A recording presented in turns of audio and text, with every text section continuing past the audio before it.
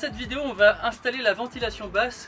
Donc en fait, le van, là, on va aller l'envoyer demain en peinture. Du coup, il faut qu'on fasse tout de suite l'installation, la ventilation basse pour qu'il puisse faire la peinture bien, qu'il puisse mettre de l'anti-rouille au niveau de la découpe. Et après, on sera nickel. Nous, c'est Chloé et Clem. On a tout plaqué en 2013 pour parcourir le monde. Après avoir découvert les voyages en van en Australie, on a acheté notre premier van en France en 2016. Cette année, on s'est lancé pour défi d'aménager notre nouveau van de A à Z. Alors abonne-toi pour suivre cette nouvelle aventure. Donc on va commencer par démonter l'habillage de la porte. Donc c'est là que va être la grille de ventilation basse. On va baisser les sièges et il va falloir retirer cet habillage là. Donc c'est tout simple, c'est des petits clips à dévisser. Donc voilà, ce sont tous ces petits clips qui tiennent cette petite planche de bois. Donc il y a juste à les dévisser et on pourra tout déclipser. Et on pourra voir ce qu'il y a derrière.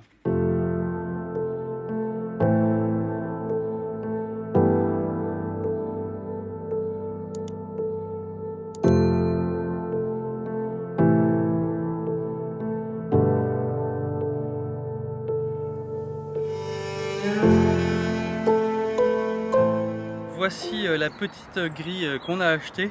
Donc c'est une petite grille qui se trouve dans n'importe quel magasin de bricolage ou sur internet. Donc l'idée c'est de faire l'aération ici. Je pense que c'est suffisamment grand. Il faut qu'on fasse les mesures exactes pour que ça arrive pile poil au bon endroit de ce côté là. Ça sera très peu visible, surtout qu'elle sera peinte du coup de la même couleur que la carrosserie. Donc ça c'est chouette de pouvoir, si vous avez prévu de la peinture, de le faire au moment de la peinture. Et donc il faut qu'on vérifie qu'au niveau de la porte ça ne gêne pas, qu'on puisse faire en sorte que le flux d'air passe correctement, que ça ne touche pas un élément de la structure de la porte ou par exemple les câbles pour ouvrir. Donc là nous on n'a aucun souci, on a vérifié de l'autre côté. Donc il suffit qu'on prenne les mesures pour couper le trou à la bonne taille.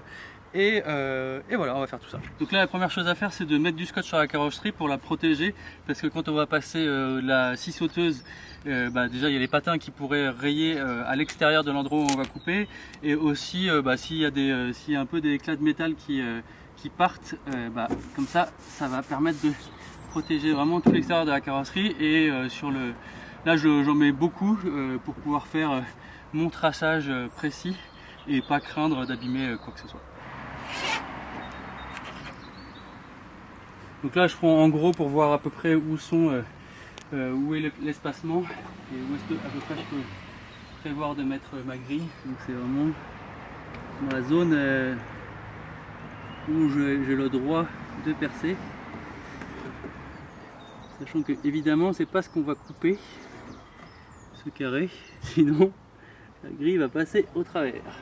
Donc voilà, même si c'est un petit élément qui se verra pas beaucoup, on a quand même vérifié que tout soit bien droit. Donc là on est nickel. Donc on va pouvoir mesurer l'intérieur là. Donc on est sur un carré de 8 cm sur 8 cm qu'on va reporter ici.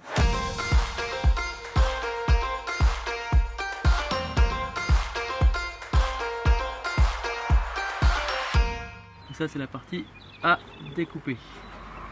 Et ce qu'on va pouvoir déjà faire, c'est indiquer les trous où il faudra percer.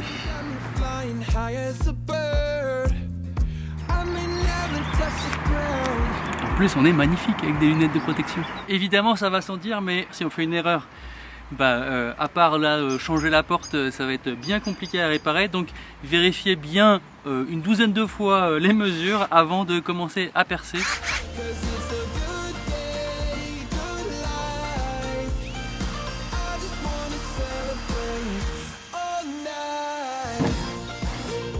Donc là c'est bon, on a les trous qui sont faits, on a la scie sauteuse avec une lame spéciale pour la tôle.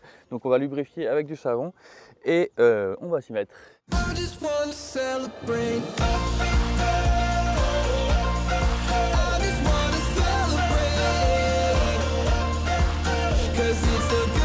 Donc là c'est bon, on a réussi à faire le trou, donc ça se coupe vraiment facilement avec la scie sauteuse. C'est vraiment de la tôle fine, donc avec des lames spéciales pour tôle, donc à dents très fines, ça se coupe très facilement.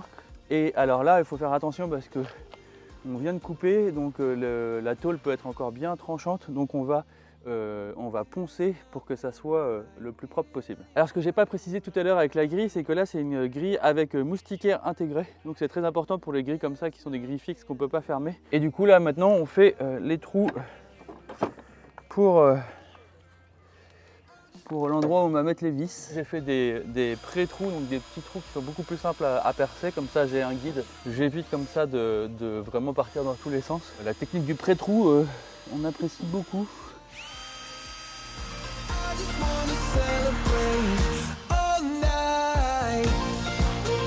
Là on a nos trous, on a tout qui est bon au niveau de la grille, donc on n'aura plus qu'à l'installer, mais on va pas le faire maintenant vu que ça part chez le carrossier.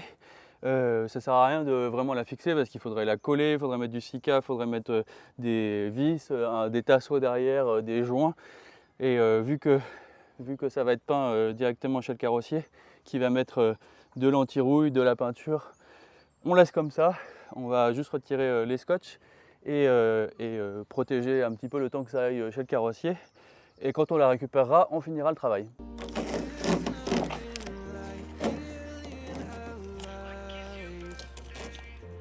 On reconnaît la grille qu'on a préparée ce matin.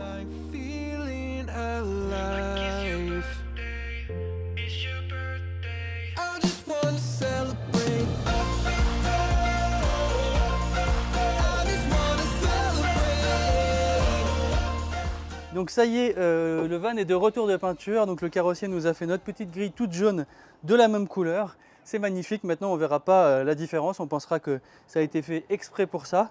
Il a aussi peint bien au niveau de l'ouverture pour pas qu'il y ait de soucis de corrosion. Donc si vous ne faites pas appel à un carrossier pour faire votre peinture, il faut bien penser ici à mettre beaucoup de peinture anti-rouille pour être sûr qu'il n'y ait pas de corrosion ici, parce que si vous laissez à nu, c'est sûr, ça va rouiller avec le temps et ça va faire des coulures affreuses. Donc on a notre grille qui est peinte et on a acheté du coup des vis inox. Donc l'inox ça ne rouille pas, donc c'est parfait pour l'extérieur, c'est parfait pour notre usage. Il faut faire bien attention de prendre ce type de vis, sinon c'est les vis qui vont rouiller avec le temps et c'est les vis qui vont faire des coulures de rouille affreuses sur la peinture.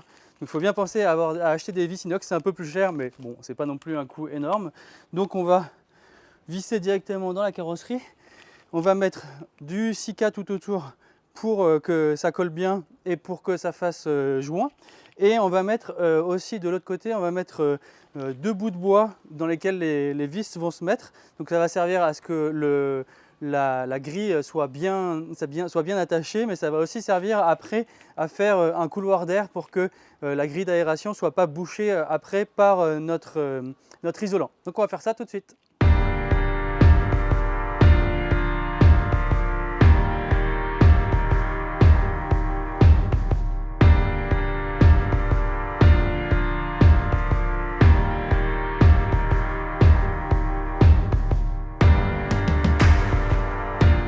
Là je vais juste pré-percer des trous dans le bois pour que ça soit plus simple de mettre les vis.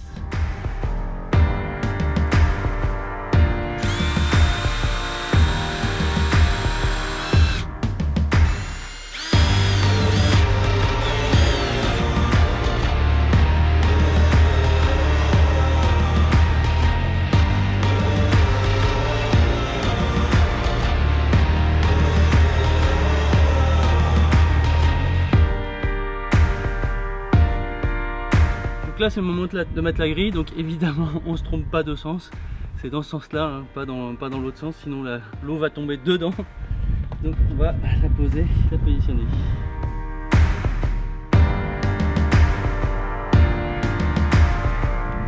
Et on finit par les vis.